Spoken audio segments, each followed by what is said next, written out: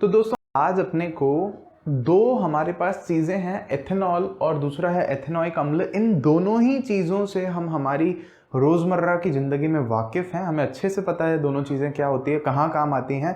इन दोनों के बारे में हमें थोड़ा सा साइंटिफिकली देखना है। तो पहले हम इन दोनों की थोड़ी थोड़ी प्रॉपर्टीज़ की बात कर रहे हैं जो मैंने सामने लिखी हैं। तो आपके एग्ज़ाम में 10वीं में ऐसा प्रश्न पूछ सकता है कि ना इथेनॉल की और एथेनॉइक एसिड की तुलना करके बताओ, या कोई दो खासियत बताओ, विशेषताएं बता दो एथेनॉल की, या दो विशेषताएं बता दो इथेनॉइक अम्ल की, या फिर इनके बाद में जो इनकी दो दो हमें रासायनिक अभिक्रियाएं दे रखी हैं जो कि मैं करवाऊंगा आगे आपको, तो वो रासायनिक अभिक्रिया बोल देगा, लिख करके दिखा दो कि इथेनॉल जब इससे अभिक्रिया करता है तो क्या बनता है। तो ये इस तरह के क्वेश्चंस आपसे पूछे जाएंगे और कॉम्पिटिटिव एग्जाम्स में भी इसमें से एक आध क्वेश्चन आपसे बना करके पूछ लिया जा सकता है। चलते चलते मैं आपको बताता चलूंगा, नहीं तो उसके लिए मैं सीरीज एक अलग शुरू करूंगा। तो अब यहाँ पर क्या है, सबसे पहले अपन देख रहे हैं एथेनॉल। तो एथेनॉल है एल्कोहल। देखो एल्कोहल हम सामान्य रूप से इथेनॉल को ही कहते हैं, मतलब इथेनॉल तो क्या है, दो कार्बन होंगे और OH जुड़ा हुआ होगा, हम बहुत अच्छे से समझ चुके हैं इस बात को, लेकिन उसको सामान्य भाषा में हम एल्कोहल बोल देते हैं। तो यहाँ पे इथेनॉल बोलो, एल्कोहल बोलो या इथेनॉल, मतलब एक ही बात है बस, और कुछ नहीं। अब इसका गलनांक, क्वथनांक, और यहाँ पे है हमारे पास इथेनॉइक अम्ल, या जैसे इसको हम लोग बोलते हैं एसिटिक एसिड। तो वो एसिटिक एसिड इथेनॉइक अम्ल में क्या फर्क है थोड़ा सा वो मैं आपको भी बता दूंगा। बाकी सबसे पहला जो पॉइंट है वो गलनांक और क्वथनांक का दे रखा है ना, मेल्टिंग पॉइंट और बॉइलिंग पॉइंट। तो इसका इथेनॉल का जो गलनांक है, मेल्टिंग पॉइंट, वो 156 केल्विन है, और यहाँ पे क्वथनांक अगर आप देखोगे तो 351 केल्विन है। ये लिखने के पीछे रीजन बस ये है कि जैसे मान लो 351 केल्विन में से अगर आप 273 को माइनस कर देते हो तो आपके पास जो संख्या आएगी वो डिग्री सेल्सियस में आएगी, ये आप सीख चुके हो। तो इसको लिख करके हम यही दिखा रहे हैं कि ये कमरे का जो टेम्परेचर होता है ना 25 डिग्री सेल्सियस, उस टेम्परेचर पे ही आपको द्रव की अवस्था में मिलेगा। मतलब ऐसा नहीं होगा कि ये 25 डिग्री पर ही गैस बन के उड़ जाएगा, नहीं। तो हमको पता ही है इथेनॉल की अपने को बॉटल आती है तो उसको थोड़ा ठंडे में रखते हैं कहीं, तो वो लिक्विड ही रहती है। बस ये चीज़ बताना चाह रहा है। और गलनांक तो इसका बहुत ही कम है, अगर आप सेल्सियस में, डिग्री सेल्सियस में जाके देखोगे तो माइनस में चला जाएगा वो, इसीलिए बल्कि हम केल्विन में लिखते हैं इसको। सेम चीज़ यहाँ पे है हमारे साथ में, गलनांक उससे ज़्यादा है और क्वथनांक भी उससे ज़्यादा है, लेकिन बस बताना ही चाह रहे हैं कि रूम टेम्परेचर पर जो है ये कैसा रहेगा आपका द्रव अवस्था में। आपको नंबर याद करने की ज़रूरत नहीं है, बस अगर आपको तुलनात्मक रूप से अगर थोड़ा सा याद रखना है तो आप ये याद रख लो कि जो एथेनॉल है इसका गलनांक और क्वथनांक जो है इथेनॉइक अम्ल से कम होता है, ये चीज़ आप याद कर लो बस।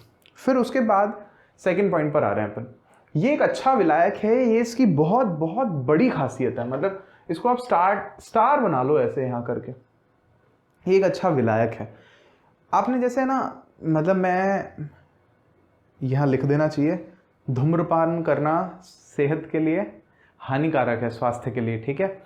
तो मैं बस उसको फेवर नहीं कर रहा उस चीज़ को बिल्कुल भी, लेकिन आपने देखा है कि जो लोग दारू पीते हैं तो वो कितना भी अमाउंट उसमें पानी मिला देते हैं, कितना भी, कोई मतलब नहीं है उनको, है ना, और उसको कोई फर्क भी नहीं पड़ता, क्योंकि देखो अगले पॉइंट में क्या है कि ये किसी भी अनुपात में डिजॉल्व हो जाता है पानी में। पानी कितना भी डाल लो, 10 मिलीलीटर में 100 मिलीलीटर या 5 मिलीलीटर में 200 मिलीलीटर, तो ये इसमें कोई प्रॉब्लम नहीं आती।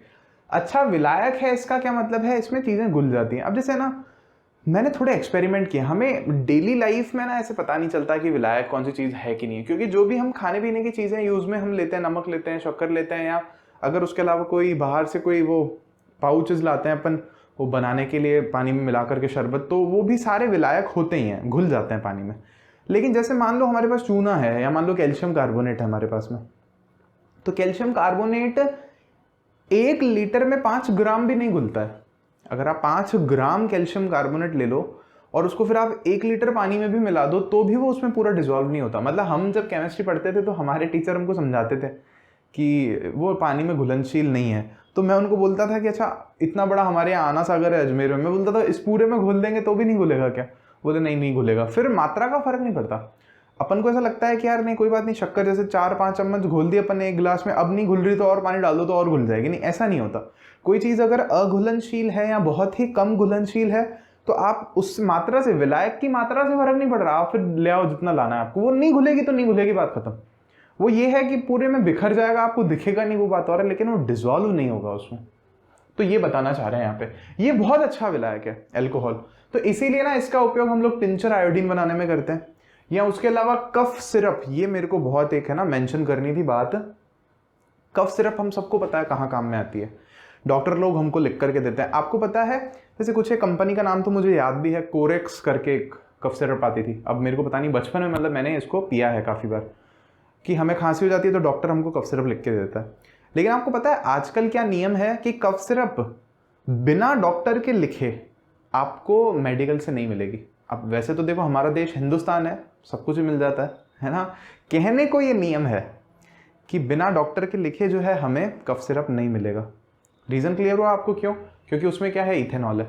तो मान लो अगर कोई बच्चा है या हम ही हैं इतने बड़े, अगर वो कफ सिरप को 2-3 ऐसे 5-6 बार वैसे मतलब पूरी खाली कर दें, चलो मान लो एक और बॉटल, तो हमको नींद आ जाएगी, ऐसे चक्कर से आ जाएंगे थोड़े और सो जाएंगे हम, मस्त एकदम सोएंगे, जैसे कि दारू पी के कोई नशा करके सोया हो। अब खैर डिपेंड करता है कि उसमें और कौन से केमिकल्स मिले हुए हैं या उसमें अल्कोहल का कितना अमाउंट मिला हुआ है, तो इसीलिए ये बैन है। नहीं तो लोग क्या करेंगे, जिनको नशा करने की आदत है, कुछ नहीं मिलेगा तो वो कफ सिरप लेके पी लेंगे। ठीक है, ये हमें बिल्कुल भी नहीं करना है। कफ सिरप समझ में आ गया आपको? टॉनिक्स वगैरह भी, या मतलब आप ऐसे समझो जो मेडिकल साइंस है वहां पे काफी सारी दवाइयों में अल्कोहल का डायरेक्ट यूज होता है, डायरेक्ट यूज करते हैं उसको। और उसके अलावा कई सारे पेय पदार्थों में भी किया जाता है। अब ये चीज मेरे को आपको समझाने की जरूरत नहीं है, पेय पदार्थ में क्या कहना चाह रहा हूँ। खूब सारी चीजें हैं ना, अलग अलग कंपनी की, पता नहीं क्या क्या नाम है ऐसे पीने वाली चीजों के, मुझे नहीं पता वैसे, उनमें इसको यूज करते हैं, बियर में या ऐसी कुछ और चीजों में भी इसको यूज करते हैं अल्कोहल को। एक होमवर्क मैं आपको दे रहा हूं कि टिंचर आयोडीन क्या है, टिंचर आयोडीन कहाँ काम में लेते हैं, इसमें क्या क्या होता है, आप ढूंढो, है ना, यूजेस क्या हैं इसके, मेरे तक पहुंचाने की कोशिश करना। मुझे खुशी होगी, आपको भी मजा आएगा जान करके, एग्जाम के लिए याद रहेगा। कभी मान लो किसी कंपटीशन एग्जाम में ऐसे क्वेश्चन आ जाए कि टिंचर आयोडीन में से निम्न में से कौन से पदार्थों को काम में लिया जाता है बनाने के लिए, आप लिख दोगे। यहाँ ऐसे आ जाए कि ऐसा ऐसा अगर हो जाए घटना तो आप कौन से पदार्थ को काम में लेंगे निम्न में से, तो आपको आइडिया रहेगा कि किसको लेना है किसको नहीं लेना है। फिर उसके बाद यहाँ पर है हमारे पास में किसी भी अनुपात में जल में मिलाया जा सकता है, ये मैंने आपको बता दिया, कोई लिमिटेशन नहीं है। फिर उसके बाद है हमारे पास शुद्ध अल्कोहल की थोड़ी सी भी मात्रा घातक सिद्ध हो सकती है। शुद्ध प्योर अगर किसी ने थोड़ा सा भी पी लिया ना तो बहुत गड़बड़ हो सकती है। हमारी बुक में क्या लिखा हुआ है, नीचे डब्बे बने हुए हैं, वो येलो कलर का जो डब्बा बना हुआ होता है उसमें लिखा हुआ है कि भाई जो अल्कोहल है उसको पीने से क्या होता है, हमारा जो तंत्रिका तंत्र होता है, नर्वस सिस्टम जो होता है वो कंफ्यूज हो जाता है, मतलब उसकी सेंसेशन पर इफेक्ट पड़ता है सीधा, तो वो प्रॉपर डिसीजन मेकिंग कर नहीं पाता, या उसकी जो अवेयरनेस होती है ना, जागरूकता, शरीर को लेकर के संवेदनशीलता, सेंसिटिविटी, वो कम हो जाती है। तो अगर मान लो जैसे क्या होता है, एक जनरल सा जो हमारी कंट्री में ट्रेंड है, आप देखोगे कि जो लोग बहुत मजदूरी करते हैं या बहुत मेहनत वाला काम करते हैं तो वो सस्ती जो दारू आती है, छोटा सा ऐसे 50-60 रुपए का जो क्वार्टर आता है, उसको लेकर के वो पी लेते हैं। अब एक तो क्या वो बहुत खराब होती है, हानिकारक होती है। अब हो क्या रहा है, दारू पीने से उनको लग रहा है कि उनके शरीर को आराम मिल रहा है, लेकिन उनके शरीर को असल में आराम नहीं मिल रहा। देखो आपका दिमाग आपको महसूस करा रहा है कि आपके शरीर में दर्द है कि नहीं है, दिमाग का खेल है सारा का सारा। आपको कोई चूटी भरता है तो दिमाग आपको महसूस कराता है, ये बायो में मैं आपको पूरा समझाऊंगा कैसे। लेकिन अगर आप ये जो सेंसेशन जा रही है वही कहीं ब्लॉक हो जाए या वही कहीं फीकी पड़ जाए रास्ते में, तो दारू पीने से क्या होता है, दिमाग को थोड़ा रिलैक्स मिल जाता है, मतलब वो सेंस नहीं कर पाता कि यार दर्द हो रहा, दर्द तो हो रहा है ना, आपके अगर पैर में चोट है तो वो तो है, तो वो लोग पूरा मेहनत करते हैं। अब अगर वो ऐसा किसी चीज़ का सहारा ना ले तो उनको मान लो नींद ही ना है। अब उनकी क्या होती है, इतनी शरीर की आदत पड़ जाती है कि वो छोड़ भी नहीं पाते, छोड़ना चाहें तो एक ये प्रॉब्लम है। अब आपको जानकर के बहुत ज़्यादा हैरानी होगी, बहुत ज़्यादा हैरानी होगी, ये चीज़ विज्ञान की कक्षा में कोई नहीं बताता, लेकिन मैं आपको बता रहा हूँ कि हमारी जो राज्य की सरकारें हैं, एक तो होती है केंद्र सरकार और एक होती है राज्य की सरकारें। तो जो भी चीज़ों पर हम टैक्स लगता है, जैसे मान लो मैंने लैपटॉप खरीदा या मैंने मान लो कुछ और ऐसे चीज़ें खरीदी, तो उन पर जो सेस वगैरह जो पहले टैक्स होते थे, ज़्यादा जो टैक्स का हिस्सा है ना वो सारा सेंट्रल गवर्नमेंट के पास में जाता है, केंद्र की सरकार के पास में। लेकिन ये जो टैक्स है किसका, अल्कोहल, कंज्यूमेबल अल्कोहल, मतलब जो पीने योग्य अल्कोहल है, उस पर हमारी राज्य की सरकारें बहुत ज़्यादा टैक्स लगाती हैं, बहुत ज़्यादा। मतलब मैंने एक जगह एक बहुत ही विद्वान व्यक्ति से सुना है कि ऐसा संभव है कि मान लो 30 या 40 रुपए का अगर अल्कोहल है, कंपनी ने बनाया है, जो सस्ते एकदम बनते हैं, देशी शराब की दुकान जहाँ लिखा हुआ होता है, वो 200-300 रुपए का भी बिकता है, और मैं बिल्कुल भी झूठ नहीं बोल रहा हूं। इतना ज्यादा हमारी राज्य की सरकार टैक्स लेती है, और वो लोग पीने को मजबूर हैं ये चीजें। तो उनके स्वास्थ्य से भी खिलवाड़ हो रहा है, और सरकार इतना सारा पैसा भी ले रही है उससे, क्योंकि वो सरकार चल ही इन 2-3 चीजों पे रही है। एक तो ये आपका अल्कोहल कंज्यूमेबल, जिसको पिया जा सकता है, दवाई वाला नहीं, वो भी सेंट्रल गवर्नमेंट के पास जाता है, कंज्यूमेबल अल्कोहल। और दूसरा जो है आपका पेट्रोलियम, जो चीजें हैं, पेट्रोल है, डीजल है, इस पर सेंट्रल गवर्नमेंट और स्टेट गवर्नमेंट को दोनों को बहुत ज्यादा टैक्स मिलता है। तो क्या मुहिम होनी चाहिए कि हम सब हमारे आसपास, मतलब आपकी किताब में बहुत साफ साफ लिख रखा है कि अल्कोहल का सेवन करना वर्जित है, लेकिन फिर भी समाज में ये प्रचलित है, लोग इसको पीते हैं। मतलब ये वही बात हो गई, सामने खड्डा है, मेरे को तो जाना, मेरे को तो कूदना है इसमें, ये बिल्कुल वही बात हुई है ना। आंखें होते हुए भी अंधे होने वाली बात हो रही है यहाँ पे। अब यहाँ पे एक और बात है, एक और चीज होती है मेथनॉल। ठीक है, मेथनॉल। तो मेथनॉल, आपको पता है कि दोनों के सूत्र में क्या फर्क है? आपकी किताब में ही लिखा हुआ है एनसीईआरटी में कि मेथनॉल का अगर जरा सा भी सेवन कर लेना तो मृत्यु तक हो सकती है। क्यों? क्योंकि मेथनॉल जो है वो यकृत में जाकर के मेथेनेल में परिवर्तित हो जाता है, और वहां पे वो क्या करता है, जो प्रोटोप्लाज्म है हमारे कोशिकाओं में, प्रोटोप्लाज्म मतलब आप समझो कि कोशिका के अंदर जो भी द्रव्य भरा हुआ है, साइटोप्लाज्म, न्यूक्लियस वगैरह, वो सारा जो है ना वो ऐसे पिचक जाता है, मतलब है ना, सिकुड़ जाता है पूरा का पूरा, मृत्यु। तो मेथनॉल तो ना बाबा ना। अब आप समझो कि कितना दिमाग लगाना पड़ता है लोगों को। हम क्यों पढ़ रहे हैं ये चीजें, समझना इस बात को, कि जैसे फैक्ट्रियां हैं अलग अलग, तो अलग अलग फैक्ट्रियों में एथेनॉल बन रहा है। तो अब वो मान लो एथेनॉल जो बन रहा है वो किसी और काम के लिए बन रहा है, वो किसी और काम, मतलब वो उसको ड्रग्स वगैरह बनाने के लिए, दवाइयां वगैरह बनाने के लिए भेजेंगे उसको आगे, या किसी फैक्ट्री में काम में आएगा आगे वो। लेकिन लोग क्या है, वहां जो काम कर रहे हैं वो सोचेंगे यार ये तो वही वाला अल्कोहल है, पी लेते हैं, मजा आएगा। तो ऐसा करने के लिए कंपनियां फिर पता है क्या करती हैं, उस अल्कोहल में मेथनॉल जैसा जहरीला चीज मिला देती हैं। मेथनॉल जानबूझ करके मिला देते हैं ताकि उसको कोई पिए ही ना। क्लियर हुई आपको? कितना नियम तोड़ने वाले लोगों के लिए हमें कितना दिमाग लगाना पड़ता है, आप ये समझो। और उसके अलावा जो अल्कोहल है, वैसे तो इसका कोई कलर नहीं है, लेकिन इसमें रंजक, मान लो ब्लू कलर मिला दिया हल्का सा, ताकि आइडेंटिफाई हो जाए कि हाँ ये जो है अल्कोहल वाली चीज है, एथेनॉल। अब एक छोटी सी चीज मैं आपको और पूछ रहा हूँ, ये और मजेदार चीज है ना, आप कौन से स्टेट में रहते हो उससे रिलेट होगा ये। हमारे देश में 2 ही ऐसे राज्य हैं जहां पर अभी तक, मतलब 2020 तक की मैं बात कर रहा हूं, 2 ही ऐसे राज्य हैं जहां पर अल्कोहल बैन है। मतलब कोई भी अल्कोहल, दारू की जो भी चीजें हैं उसको नहीं खरीद सकता, पी सकता, या वो जो है तो अगर वो बहुत लिमिटेड अमाउंट में ही किसी को दिया जाता है। तो वो दोनों स्टेट कौन से हैं वो आपको ढूंढ के बताना है, दोनों राज्य कौन से हैं। ये बहुत ही गर्व की बात है वैसे तो, मुझे लगता है पूरे राज्य में, पूरे भारतवर्ष में ऐसा हो जाना चाहिए। क्योंकि क्या होता है कि देखो, कभी कभी अगर इसका सेवन कोई कर भी रहा है तो फिर भी कहा जा सकता है ठीक है, लेकिन जो लोग रोज कर रहे हैं ना, तो उनको बहुत सारे तरह के कैंसर भी होते हैं। आप पढ़ोगे इंटरनेट पे तो आपका दिमाग खराब हो जाएगा।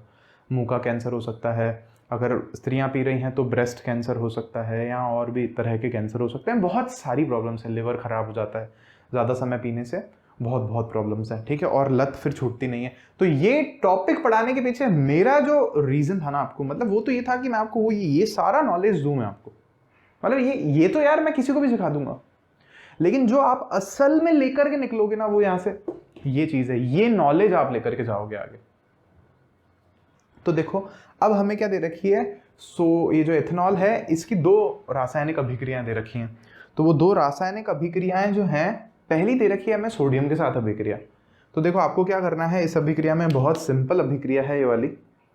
तो एक तो अपने को लेना है CH3CH2OH, मतलब हमारा इथेनॉल। फिर इसके साथ में हमें रिएक्शन करानी है सोडियम की, सोडियम ले लिया Na। तो इससे हमें जो बनेगा मिलकर के वो 2 चीज़ें हैं, और दोनों आपको याद रखनी है। तो पहली चीज़ आपको यहाँ पर मिलती है CH3CH2O और Na, यहाँ पर आपको जुड़ करके मिलता है, मैं ग्रीन से लिख रहा हूँ Na। तो Na तो है आपके पास प्लस, और ये चीज़ होती है वैसे माइनस। तो ये जो चीज़ है ये दोस्तों कहलाती है सोडियम इथॉक्साइड। मैं लिख देता हूँ यहाँ पर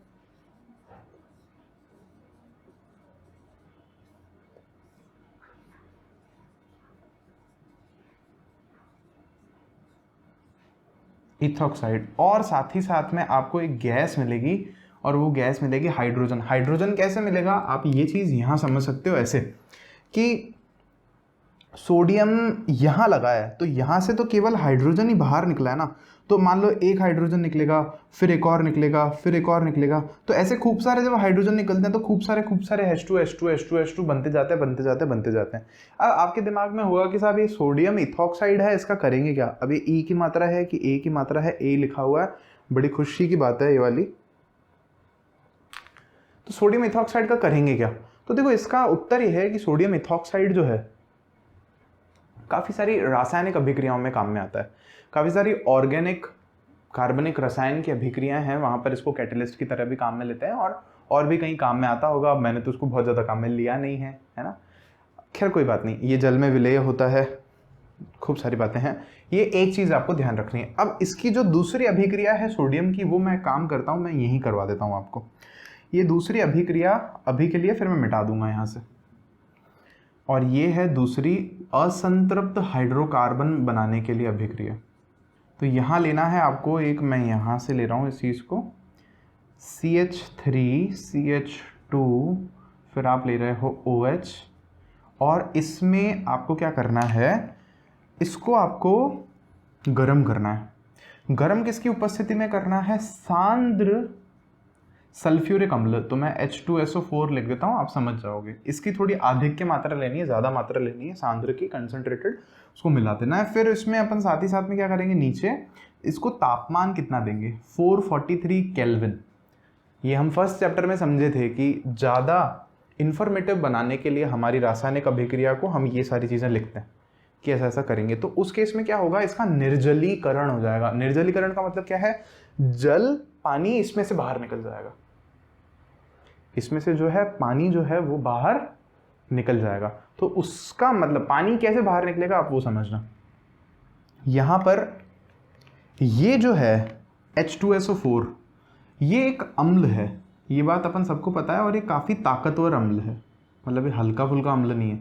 तो ये क्या करता है, H+ आयन देता है, H+ आयन देता है। तो वो जो H+ आयन है ना, H+ आयन वो यहाँ आता है। वो इसको बोलता है, यार अपन पक्के दोस्त हैं, तेरे को याद नहीं है क्या, पानी बना देंगे अपन, OH और H मिलकर के पानी बना देंगे। इसको बोलता है हाँ यार सही बात है, पानी बना देंगे अपन। तो पानी ये दोनों बना के बाहर निकाल देते हैं, H2O बना दिया बाहर। अब यहाँ पे ये जो दूसरी चीज़ है हमारे पास में, यहाँ क्या होगा वो समझो आप। इस कार्बन ने एक बॉन्ड बना रखा था OH से, तो अब इसका एक बॉन्ड फ्री हो गया। अभी कह रहा है यार अब मैं एक तो किससे जुड़ूं,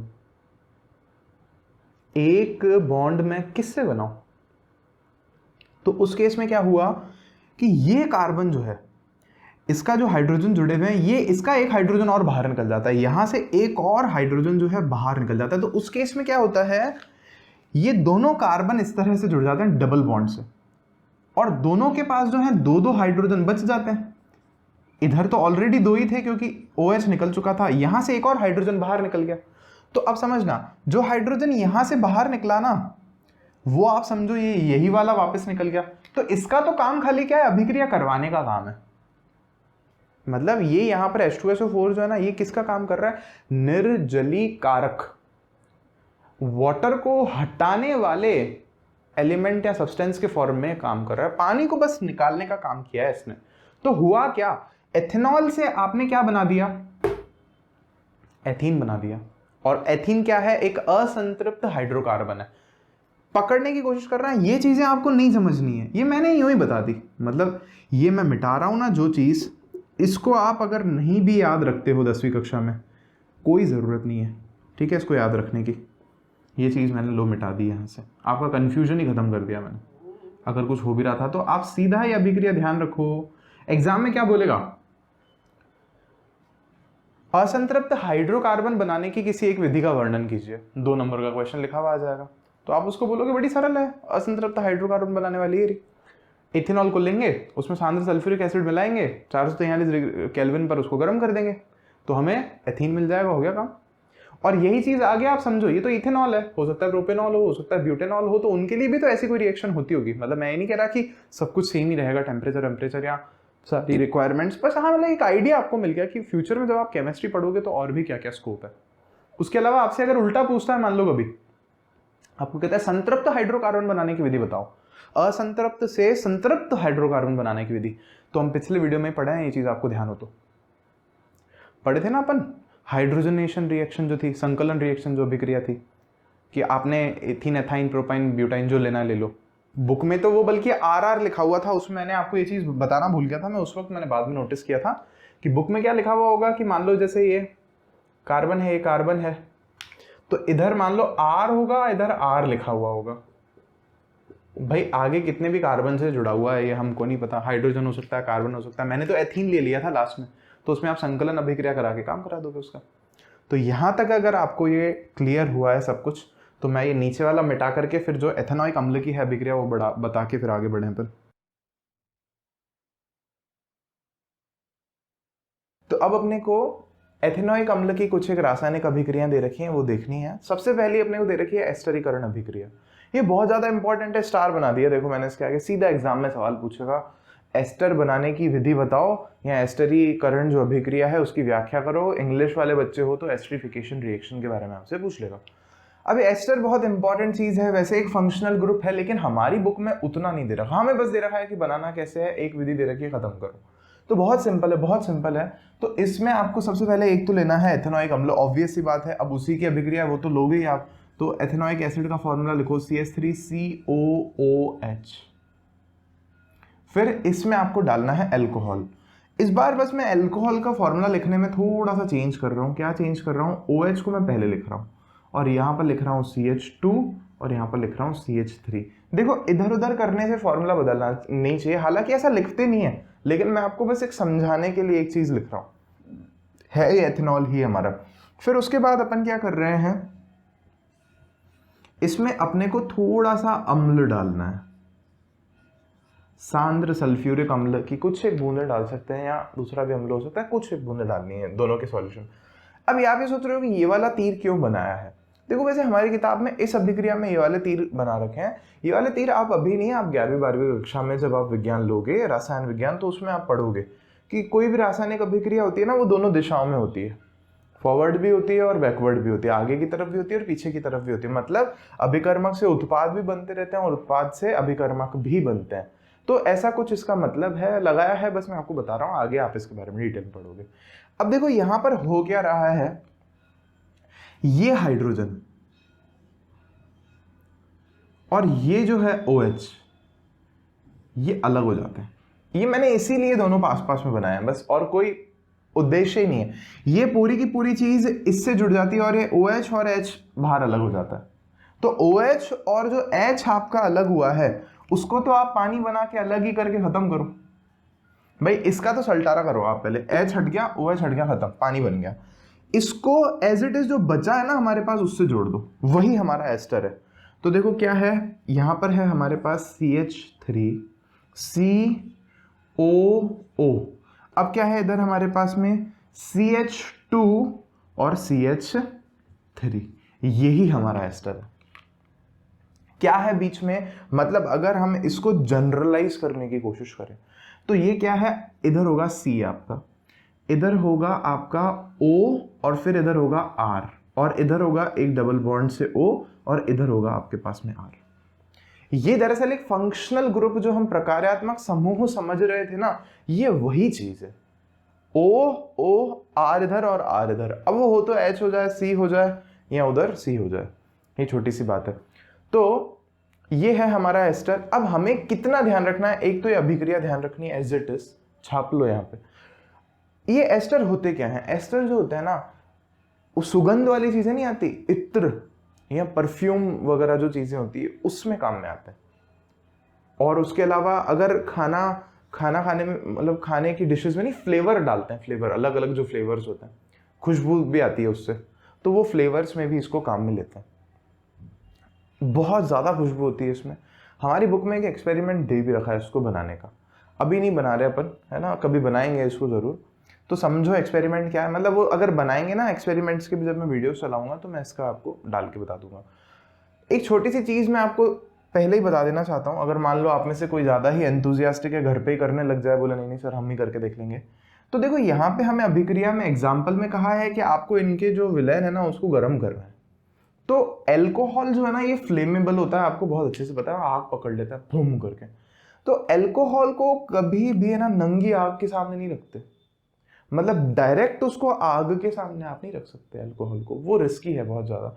तो उस केस में एल्कोहल को गर्म कर रहे हो ना अगर आप कभी भी, तो आप ये ध्यान रखना, जैसे मान लो आपने एक बर्तन ले लिया, इसके नीचे आपने गैस जला रखा है, जो भी बर्नर आपने जला रखा है इसके नीचे, तो आप क्या करो, इसमें ना पानी भर दो, H2O भर दो, पानी को गर्म करो। फिर मान लो आपके पास अगर कोई टेस्ट ट्यूब है, तो उस टेस्ट ट्यूब में आप यहाँ पर भले आपका वो रख दो एल्कोहल जो है OH।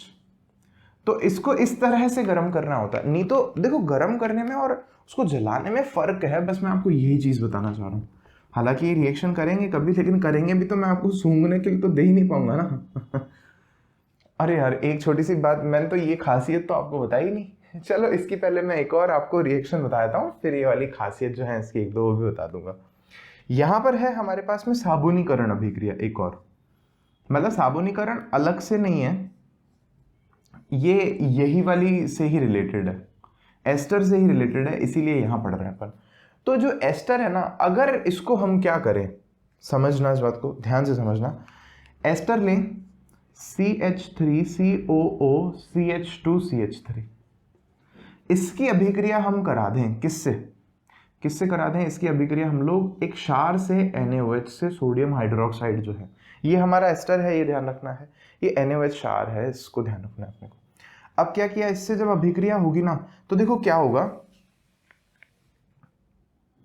ये जो चीज है ना ये वापस बाहर आ जाएगी और क्या बनाने की कोशिश करेगी, जैसा ये पहले था ये वैसा ही बनने की कोशिश करेगा। कैसे, देखो OH दिख गया ना इसको, तो OH था तो ये बाहर आके इसका सल्टारा हो जाएगा। कैसे सल्टारा हो जाएगा इसका, ये बन जाएगा आपका यहाँ पे CH3CH2OH। अब वो OH को मैं आगे लिखूं पीछे लिखूं उससे आप टेंशन मत लेना, ये चीज और OH मिलकर के अलग हो गया। बचा क्या, CH3COO, आपके पास बचा CH3COO, और इधर क्या बचा आपके पास, Na बचा, सोडियम बचा। तो सोडियम जो है यहां आकर के जुड़ जाएगा। अब पहले भी हम एथेनॉल में भी ऐसा कुछ कर चुके हैं, लेकिन वो अलग अभिक्रिया थी, ये अलग है, यहाँ COO है। तो ये जो चीज बनी है ना हमारे पास में, ये है हमारे पास में सोडियम एसीटेट, या इसी चीज को जो है सोडियम इथेनोएट भी बोलते हैं, सोडियम एसीटेट या सोडियम इथेनोएट एक ही बात है। अब ये जो चीज है ना ये असल में साबुन बनाने के काम में आती है, साबुन शैम्पू वैम्पू समझ लो आप थोड़ा ऐसे, या और भी धोने वाले जो चीजें ऐसे। तो इसीलिए इस अभिक्रिया को हमने क्या नाम दे रखा है, साबुनीकरण अभिक्रिया, या इसको इंग्लिश में बोलते हैं सेपोनिफिकेशन रिएक्शन। मतलब जैसे आप क्या बना रहे हो, सोप बना रहे हो, साबुन बना रहे हो। क्लियर है, आपसे एग्जाम में सीधा पूछेगा सेपोनिफिकेशन अभिक्रिया लिखकर बताओ, सिंपल। एस्ट्रिफिकेशन अभिक्रिया लिखकर बताओ। एस्ट्रिफिकेशन का एक तरह से उल्टा ही, मतलब उल्टा तो नहीं कहना चाहिए, एस्टर का अगर हम अभिक्रिया करा देते हैं NaOH से तो हमें सोप मिलता है। अब देखो साबुन के बारे में मैं आपको और अगले वीडियो में बताऊंगा जब अपने को साबुन है अपमार्जक पढ़ना है।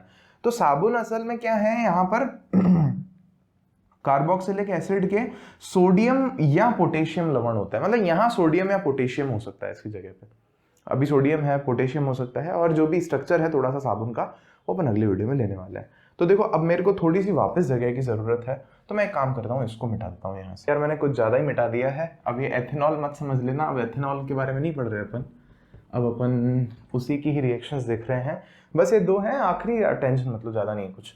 तो अब यहाँ पर क्या है कि क्षारक के साथ अभिक्रिया, एथेनोइक एसिड लो जल्दी, CH3COOH लो, फिर इसमें आप क्या लो, क्षारक लो। क्षारक है हमारे पास में यहाँ पर NaOH, तो मैं यहाँ लिख रहा हूँ, अभिक्रिया होगी तो वापस देखो वही चीज करनी है आपको, H दिख रहा है आपको यहाँ पे और यहाँ पर आपको OH दिख रहा है, बाहर निकाल दो, बाकी आप क्या बना दोगे, CH3COONA, और इसमें आप क्या जोड़ दोगे, वाटर, पानी, खत्म करो। ये देखो वही चीज है, सोडियम एसीटेट या सोडियम एथेनोएट अपन जिसको कह रहे थे। क्यों? यहां पर बस क्या हो रहा है कि पानी बन रहा है। इससे पहले हमने जो अभिक्रिया कराई वो कराई थी हमने एस्टर से NaOH की अभिक्रिया कराई थी साबुनीकरण वाली। तो वहां पे भी बन तो यही रहा था, लेकिन जो दूसरी चीज थी वो पानी नहीं था, वो दूसरी चीज जो था अल्कोहल था। ये आपको याद रखना है। ये भी अभिक्रिया उन दोनों की जितनी इंपॉर्टेंट नहीं है, लेकिन इंपॉर्टेंट है, ऐसा नहीं कह सकते कि इंपॉर्टेंट ही नहीं है। ठीक है। अब उसके बाद एक छोटी सी अभिक्रिया है, देखो नाम इनके अब आपको पता है इसलिए मैं नहीं लिख रहा हूँ, है ना। सोडियम इथेनॉइड है, पानी है, ये आपका इथेनोइक एसिड है, और आपका ये क्या है, NaOH है, सोडियम हाइड्रोक्साइड।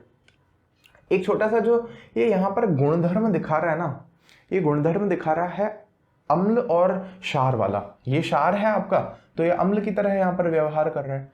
अम्ल और क्षार की जब अभिक्रिया होती है ना, तो लवण और जल बनता है।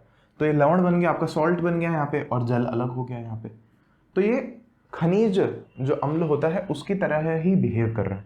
अब यहाँ पे सोडियम कार्बोनेट और सोडियम हाइड्रोजन कार्बोनेट से हमें अभिक्रिया करवा के देखनी है। तो एक मैं एक काम करता हूँ, यहाँ कर देता हूँ अभिक्रिया आपकी, और एक जो है नीचे कर दूंगा। तो देखो एक है सोडियम कार्बोनेट वाली, तो पहले ले लेते हैं अपन CH3, ये वाली यहाँ कर लेते हैं CH3COOH प्लस, इसमें अपन ले रहे हैं क्या, सोडियम कार्बोनेट। सोडियम कार्बोनेट का फॉर्मूला होता है Na2CO3, सोडियम कार्बोनेट।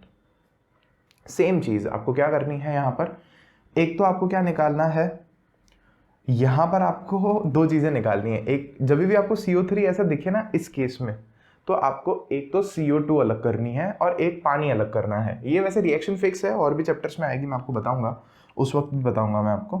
तो आप क्या करो, यहाँ पे एक बार तो आप क्या निकाल दो, पानी को अलग कर दो और कार्बन डाइऑक्साइड को जो है आपका अलग कर दो, और तीसरी जो चीज है वो सेम रहेगी हमेशा, CH3COONA, CH3COONA, खत्म करो। तो आपका क्या बना, सोडियम एसीटेट बन गया एक आपका, पानी अलग हो गया, CO2 अलग हो गया। अब बस वही है कि आपको इक्वेशन बैलेंस है कि नहीं है, ये चीज एक बार चेक करनी पड़ेगी, जो कि मैं अभी कतई नहीं कर रहा हूं। फिर उसके बाद क्या दे रखा है हमें यहाँ पर,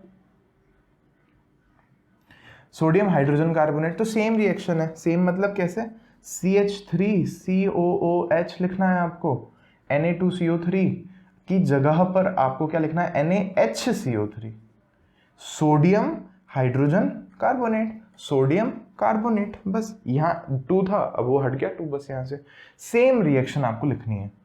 तो आप बोलोगे सर फर्क क्या है, फिर फर्क ये है कि बैलेंसिंग वगैरह का थोड़ा फर्क रहेगा। यहाँ पर भी आपके पास में CH3COONA मिलेगा, पानी मिलेगा, और कार्बन डाइऑक्साइड जो है मिलेगी। ये दोनों रिएक्शंस मैं कहूँगा उतनी ज़्यादा इंपॉर्टेंट नहीं है, लेकिन हाँ ये आप कह दो कि नहीं ये इंपॉर्टेंट ही नहीं है, तो ये गलत है ना। प्रश्न कहीं से भी पूछ सकता है एग्जामिनर आपसे। तो आप ये चीज़ आपने मन में ध्यान में रखो, बैलेंस वगैरह चेक कर लेना, बैलेंसिंग देख लेना। अब मैं आपको इनके एक बार गुणधर्म बता देता हूँ फटाफट से। तो पहला है हमारे पास में गलनांक क्वथनांक, मैं आपको बता चुका हूँ शुरू में। एसिटिक अम्ल के 3-4% विलेन को हम लोग सिरका कहते हैं, विनेगर कहते हैं। हमारे घर पे विनेगर की बोतल आती है, बहुत सारी डिशेज में डलता है, चाउमीन वाउमीन में भी शायद डालते हैं, पता नहीं मेरे को। और उसके अलावा जो सिरका है ना, वो हम लोग अचार वगैरह में भी डालते हैं, प्रिजर्वेटिव की तरह, संरक्षक की तरह। और ये चीज़ मैं आपको फर्स्ट चैप्टर के लास्ट में समझाया था कि सिरका जो होता है वो हमारे संरक्षक की तरह भी काम करता है, पहली चीज़। अब ये है कि एक सिरके की क्या छोटी बोतल आती है, कंसंट्रेटेड इतनी सी, और उसकी खुशबू बदबू जो कहना कहो बहुत ज़्यादा खतरनाक होती है। तो वो मुझे लगता है कि वो हमारा प्योर ही होता है एसिटिक एसिड, सिरका बोलते हैं पंसारी की दुकान पे। लेकिन हमारी किताब में क्या लिखा है कि सिरका और विनेगर एक ही चीज़ है, और ये 3 से 4% सॉल्यूशन है, विलेन है। या कहीं कहीं जगह पर आप पढ़ोगे 5 से 8%, इंटरनेट पर अगर आप कहीं पढ़ोगे तो 5 से 8% का जो सॉल्यूशन होता है, विलेन होता है, वो हमारा विनेगर होता है। क्या मतलब है इसका, जैसे मान लो आपको है ना 100 लीटर बनाना है, तो 100 लीटर में आप क्या करोगे, 5 या 8%, 5 से 8% या 3 से 4%, एनसीईआरटी जैसा कह रही है, 3 से 4% आप प्योर सिरका लोगे। प्योर सिरका मतलब प्योर एथेनोइक एसिड लोगे, और प्योर एथेनोइक एसिड को ही हम लोग ग्लेशियल एसिटिक एसिड बोलते हैं, ग्लेशियल एसिटिक अम्ल बोलते हैं, ये लिखा हुआ है अपनी किताब में। तो वो लोगे, फिर उसमें आप जैसे अगर मान लो आपने 5 लीटर क्या लिया है ग्लेशियल एसिटिक एसिड, तो उसमें आप 95 जो लीटर है क्या मिला दोगे, पानी। पानी उसमें घोल दोगे, मतलब एक रफ आइडिया मैं आपको दे रहा हूँ कि इस तरह से वो इतना डाइल्यूटेड है। तो देखो यहाँ क्वेश्चन क्या खड़ा होता है कि सर अगर हम जैसे अल्कोहल की तो बात की थी कि पिएंगे तो नुकसान वाला होता है, एथेनोइक एसिड का क्या सीन है? तो देखो ये एसिड है, पहली बात समझो एसिड है, लेकिन कैसा एसिड है? ये दुर्बल अम्ल है, दुर्बल। तो H2SO4 सांद्र या HCl जितना खतरनाक नहीं है, लेकिन खतरनाक तो है ना। अगर मान लो किसी ने ग्लेशियल एसिटिक एसिड पी लिया तो उसके ये जो एपिथेलियल टिश्यूज हैं, ये जो हमारे गैस्ट्रोइंटेस्टिनल ट्रैक्ट है, वो जल जाएंगे, खराब हो जाएंगे, सड़ते जलन होगी भयंकर, पेट में गड़बड़ हो जाएगी, पेट की जो लेयर्स हैं वो जल सकते हैं।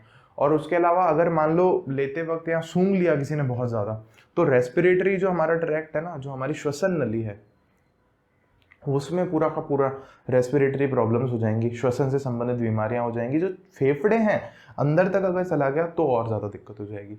तो ये भी खतरनाक चीज़ है, ये आप ध्यान रखो। लेकिन काफ़ी बार मैंने क्या देखा है कि ना, काफ़ी बार तो नहीं, मेरा ही एक भाई है, उसने क्या किया था, गलती से हम सब एक साथ इकट्ठे हुए थे नानी घर पे, तो उसने फ्रिज खोली फट से और एक बॉटल उठाई, उसको पानी पीना था। अब उसको नहीं अक्ल आई कि वो विनेगर की बोतल थी, तो उसने गट गट गट 2 घूंट पी लिए। फिर वो कहता है भाभी ये पानी का टेस्ट अजीब क्यों है?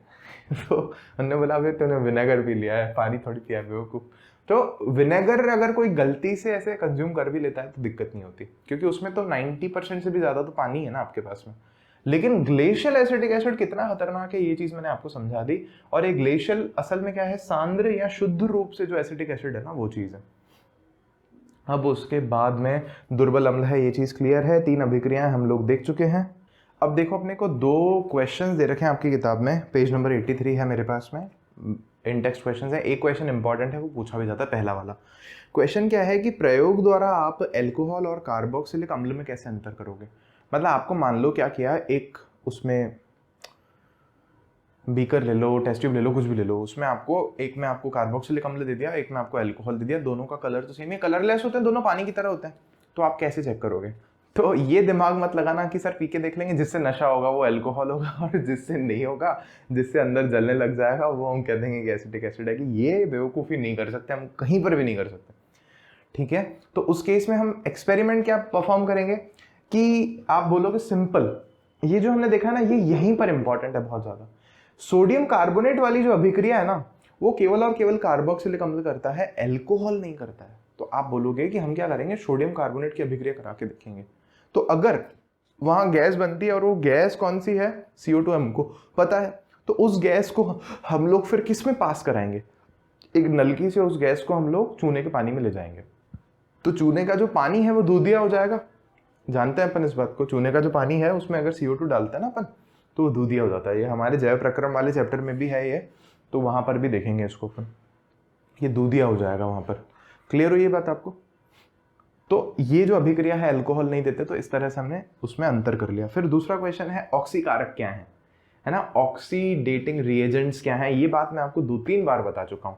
तो अगर आपको याद नहीं भी आ रही है तो आप प्लीज फर्स्ट चैप्टर को रिवाइज करो थोड़ा सा, या इस चैप्टर में भी शायद मैंने आपको बताई है, वहां से लिखो डेफिनेशन को ढूंढ करके। ये आपका होमवर्क है, 2-3 होमवर्क दिए हैं मैंने आपको, मेरे तक पहुंचाने की कोशिश करना। मेल आईडी है आपके पास में rahulruchwani@hotmail.com, और कमेंट सेक्शन मिले तो कमेंट सेक्शन में, लेकिन होमवर्क जरूर करो, पता तो चले आप कर रहे हो। चलो ठीक है, थैंक यू, मिलते हैं आपसे अगले वीडियो में।